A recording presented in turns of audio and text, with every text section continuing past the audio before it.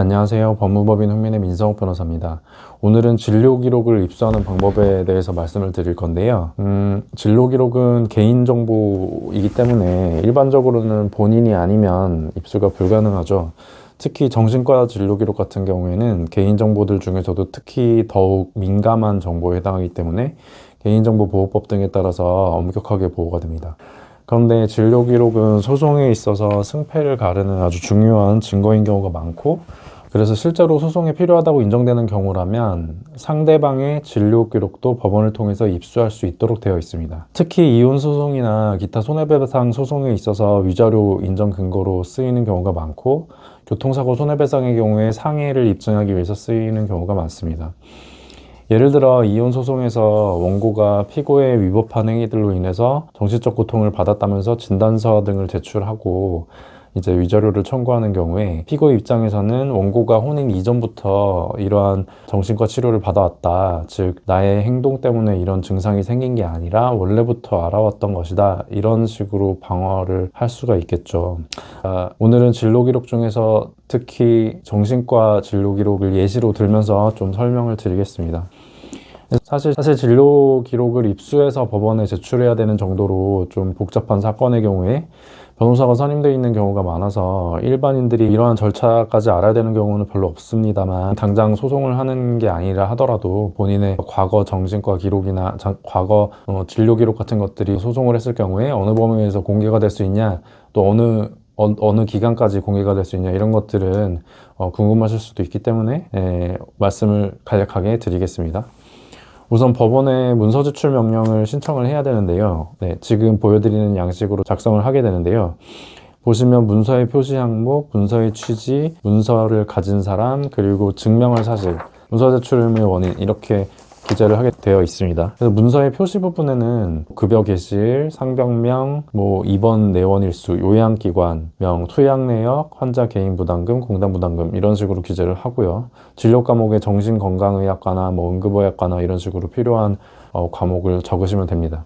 여기서 이제 확인을 원하는 기간에 대해서 알아두셔야 되는 게, 건강보험공단은 10년까지만 이제 기록을 보관을 하고 있어요. 그래서 그 이상의 기간을 신청을 하셔도 10년 이전의 것들은 나오지가 않는다는 점을 유의하셔야 되고, 그 다음에 투약 내역은 5년까지만 보관하고 있습니다. 그래서 그 이상은 공개가 되지 않습니다.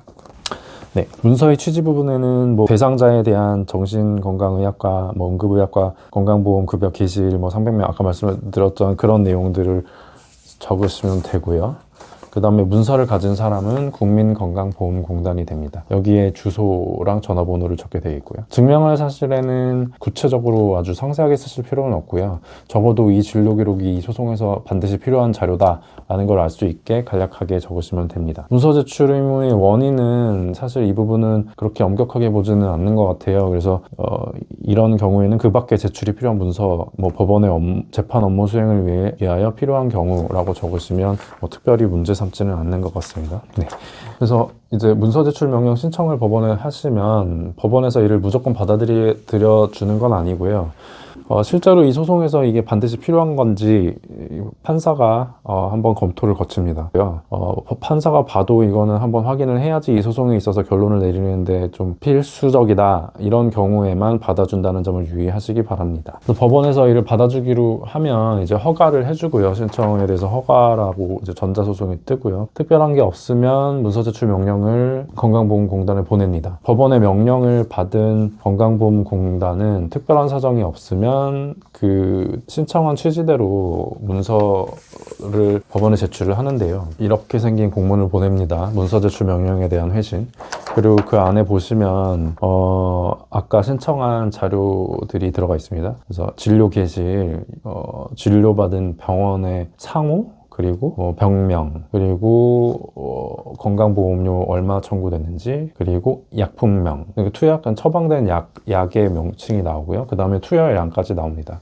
이거를 보면 대부분 입증하는데 무리가 없는 경우가 많고요. 근데 여기서 더 상세한 내용이 필요하다. 뭐 소송의 내용에 따라서는 필요한 경우도 있겠죠. 요것만 가지고 안 되는 경우가 있겠죠. 그러면 아까 여기에 나와 있는 병원에다가 당시의 진료 기록을 보내라고 다시 문서 제출 명령을 하면 됩니다. 이 경우에도 마찬가지로 이제 판사가 이게 반드시 필요한 정보인지 확인을 거쳐서 허가를 해주겠죠. 이렇게 해서 진료 기록을 받으실 수가 있는데요. 그래서 유의하셔야 될 점은 신청을 하실 때 이제 정신과나 비뇨기과나 뭐 이렇게 좀 더 민감한 진료 과목인 경우에는 특수상병이라고 부르는데요. 이런 경우에는 문서 제출 명령 신청서에 반드시 특수상병이라는 문구를 기재해야지 건강보험공단에서 그 병명 같은 것들을 공개해서 보내주고요. 이 문구를 넣지 않으시면 전부 다 삭제를 한 상태로 보내주기 때문에 전혀 도움이 안 될 겁니다. 자, 이거는 유의하시고 다음으로 또 하나는 이런 절차를 통해서 입수한 정보는 이 해당 소송에서만 사용하셔야 되고 다른 소송에 사용하시거나 아니면 다른 목적으로 사용하시거나 아니면 외부에 유출을 하게 되면 처벌받을 수 있다.